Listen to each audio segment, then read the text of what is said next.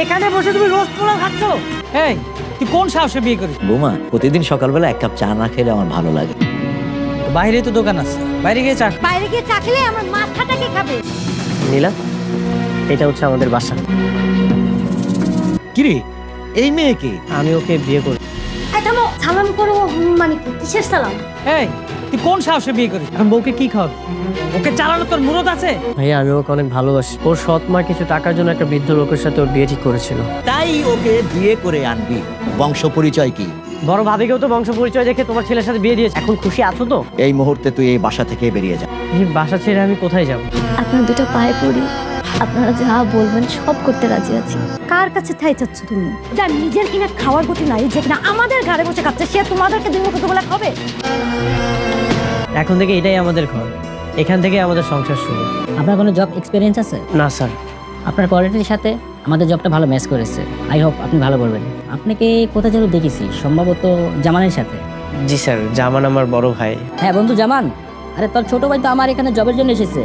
তোর ওইখানে গেছে? তুই কিন্তু ভুলেও ওকে চাকরি বাকরি দিস না, খবরদার। তোর কোম্পানির 12টা বাজিয়ে দিবি। স্যার, বুঝতে পেরেছি, থ্যাংক ইউ। সারাদিন তো শুধু খালি শুয়ে বসেই কাটান। আপনার কি ইচ্ছা হয় না যে বাসায় একটু কাজকর্ম করি? সারা জীবন তো চাকরি বাকরি করলাম, দুই ছেলেকে মানুষ করলাম। যান বাজার করে নিয়ে আসেন। আপনি যদি বাজার করে আনেন তাহলে তো এই সংসার অন্তত 100 টাকা বাঁচে নাকি? আমি বাজারে যাব? ভাই, এই টমেটো কত করে? টমেটো তো এক। এই টমেটো এক। বাবা, তুমি বাজার করতে আসছো? ভাইয়া ভাবি তোমাকে বাজার করতে পাঠিয়েছে? তুইও তো অনার্স পাস করে সবজি বিক্রি করছিস। চুরি করে তো খাচ্ছি না, নিজের পায়ে দাঁড়ানোর চেষ্টা করতেছি। আমিও নিজের পায়ে দাঁড়িয়ে বাজার করতেছি। দে সবজি দে। এনে।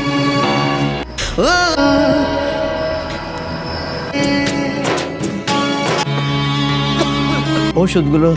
আপনার বয়স হয়েছে, আপনি বুইড়া হয়েছেন, আপনার শরীর এরকম লাগবে তো স্বাভাবিক। আচ্ছা, আপনি আমাকে বলেন তো, আপনি কতদিন, কত বছর, কত যুগ নির্লজ্জের মতো আপনি বড় ছেলের ঘাড়ে বসে বসে খাবেন? যাও ঘরে গিয়ে ঘুমাও। আর একটা কথা, একটু ইনকাম করার রাস্তাটা বের করো পারবে, যাতে নিজের ওষুধের টাকা নিজে ম্যানেজ করতে পারো। যাও।